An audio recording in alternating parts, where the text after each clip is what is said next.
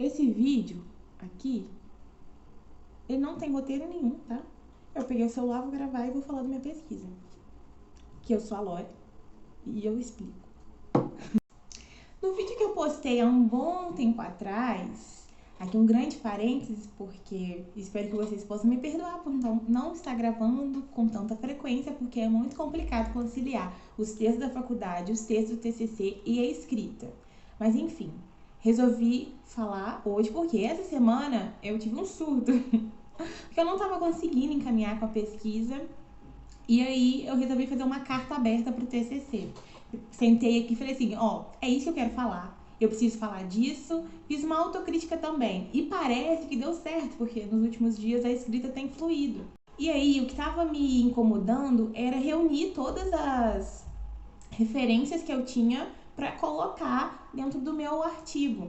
E aí que eu resolvi desligar o computador, deixar todos os textos longe de mim e escrever o que realmente estava pensando, porque eu li todos os textos com calma, com atenção, então eu sei o que eu tenho que falar, só estava meio que distante um pouco essas questões, então eu resolvi sentar e escrever tudo que estava na minha cabeça, para aliviar esses pensamentos que estavam me atrapalhando na hora de escrever. A temática continua a mesma, né? Como eu tinha comentado no outro vídeo, sobre a Lei 10.639 de 2003, o ensino de cultura e história afro-africana e afro-brasileira. No entanto, eu escrevi a primeira parte, meio que introdutório, sobre a construção da lei, o que ela pede, então eu escrevi isso e mandei para minha orientadora. Ela me voltou o documento com algumas anotações, alguns comentários, então eu trabalhei mais nessa parte e fui construir a outra seção, porque ela me mandou os textos de referência, né? Então eu deixei esse tempo aí para corrigir o que ela pediu e também para escrever, construir essa nova seção. Só que são muitos documentos, são muitas leis, secretaria disso, secretaria daquilo, e eu fiquei muito confusa. Eu fiquei confusa porque tinha muita coisa para falar, tinha muita lei, tinha muitos momentos específicos que eu tinha que falar no trabalho, porque eu acho que implica muito sobre essas reformas da lei e também da BNCC, né? Mas eu vou falar um pouco mais sobre isso. Mas eu fiquei completamente perdida, pedi um help para ela e aí as coisas foram fluindo com calma. Eu tenho um cronograma aqui, coitado, mas ele não foi seguido, porque eu não consegui conciliar faculdade e escrita, então meio que fui deixando para depois a escrita, fiquei meio um momento de autoestima baixa, porque eu não estava conseguindo escrever, porque tem tudo isso, né? Então, isso aqui ignora, porque eu vou ter que formular um outro cronograma e entregar isso até o ano que vem. Oremos. Mas brincadeiras à parte, tem alguns pontos que eu defini para minha vida acadêmica e todos os trabalhos que eu faço, né? Como eu pensei também no primeiro TCC, que é entregar o trabalho e escrever o trabalho que eu posso. O trabalho que eu consigo fazer no tempo que me deram. Porque eu desconstruí essa ideia de TCC perfeito e de que eu não sou capaz de construir um trabalho, porque eu sou sim, tanto que eu já fiz inúmeros. Então, assim, pensar que é um artigo tranquilo, que vai sendo construído em etapas. Eu acho que isso é essencial, né? Quando a gente pensa assim num TCC, são muitas páginas, mas que são páginas que estão dentro de capítulos, subcapítulos, bem dividido, que dá para organizar, dá para trazer o pensamento do que você quer falar nessas páginas. A carta aberta me ajudou bastante, mas eu acho que verbalizar isso, falar em voz alta, ajuda muito. Então, nessa segunda sessão, eu deveria contextualizar as reformas curriculares, que são muitas. E passam por várias etapas e vários discursos pedagógicos que eu vou falar para vocês um pouquinho agora, para ver se isso também entra aqui na minha cabeça. Então, nesse primeiro momento, nessa primeira sessão, eu deveria contextualizar a lei, trazer as continuidades, descontinuidades dentro dessa medida e o que atrapalha ou ajuda em transformar essa lei em prática dentro do cotidiano da escola. Recentemente teve a Semana de História aqui da UFJF, foi um evento que abriu muitos campos de pensamentos para eu analisar e pensar o que estava faltando na minha pesquisa. E falando sobre essa segunda sessão, sobre as reformas curriculares, Existe um documento construído desde 2011, que passa por muitas mudanças. Esse documento ele vai direcionar os currículos, né? Onde daí vão poder ser seguidos os objetivos de aprendizagem, os direitos de aprendizagem também, coisas que estão vinculadas e estão ligadas com a Constituição de 88 e também com a LDB, que é a Lei de Diretrizes e Bases da Educação Nacional, de 1996. Esse documento, né, que é a Base Nacional Comum Curricular para os mais chegados, a BNCC,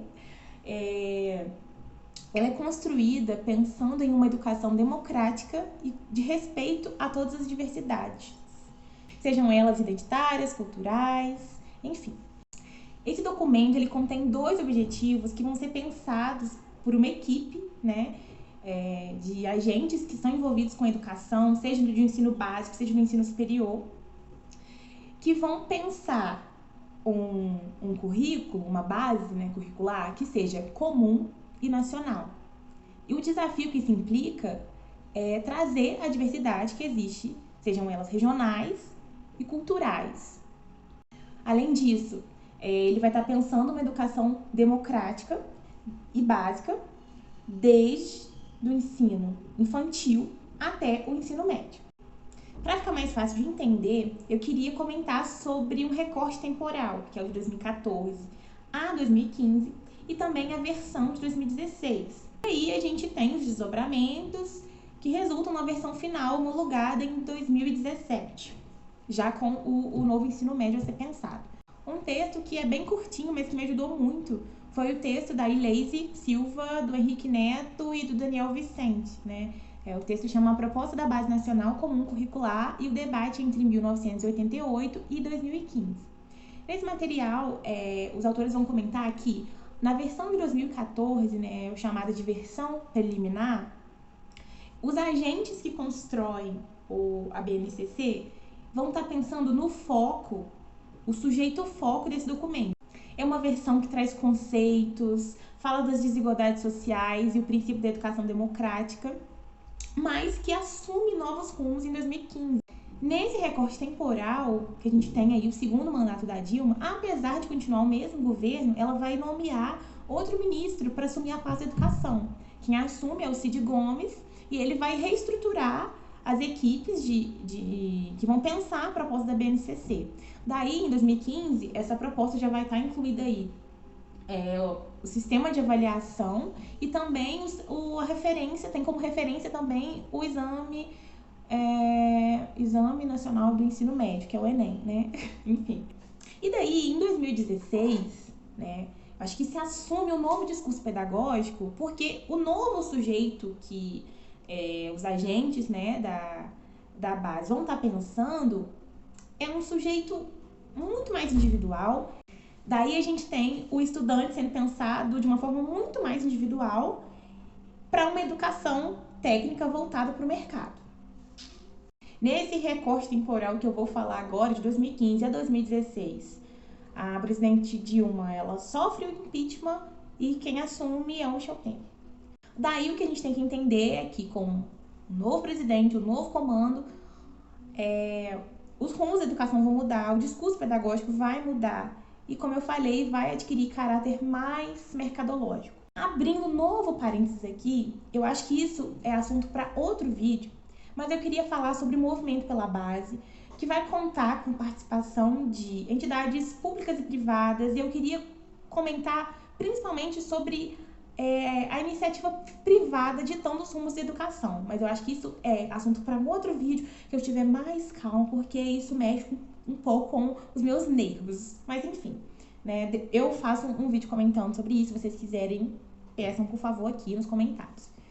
E aí, gente, pensando nessas mudanças a partir de 2016, a gente tem um projeto de lei lá de 2013 que vai pensar uma proposta de um ensino médio mais flexível, né? Então essas discussões também acompanham esse tempo e que em 2016 parece ser uma janela, né, para que essas ideias possam vir à tona. Então a gente tem uma reforma no ensino médio também, que vai ser um ensino muito mais flexível.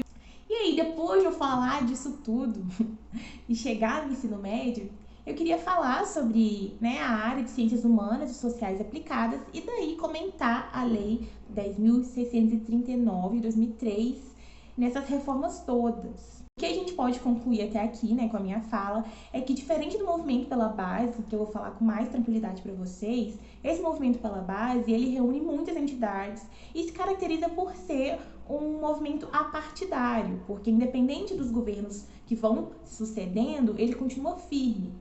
E aí o que a gente pode observar também é que, com as mudanças de governo, as mudanças dos arranjos institucionais, a base nacional comum curricular, ela pode enfrentar algumas mudanças, algumas transformações estruturais. Então, é isso que eu queria colocar e espero trazer de forma bem clara no meu artigo. Enfim, gente, as cenas dos próximos capítulos, né? Quem vai saber? Mas eu tenho que saber, porque eu tenho que escrever, preciso entregar isso, né? A gente tem aí, trabalha com... Como fala? A gente trabalha com prazos, né? Enfim, no próximo vídeo eu falo sobre esse movimento pela base e aí vai dar para vocês terem uma ideia melhor do que eu falo com essas transformações, essas reformas curriculares, o indivíduo novo da educação. Enfim, gente, eu espero que vocês tenham gostado, entendido. Se também não entendeu nada, pode falar aqui, que a gente tenta fazer um outro vídeo mais claro, mais leve, tá bom? Se vocês gostaram, comentem aqui. Eu queria mandar um beijo especial pro meu professor de estatística, gente. Na aula da semana passada, ou retrasada, eu pedi para ele comentar na sala que eu tenho um canal no YouTube. E a partir disso, consegui muitos inscritos da sala. Um beijo pros novos inscritos da aula de estatística. Espero que vocês gostem desse vídeo. Tchau, gente. Até uma próxima. Beijo.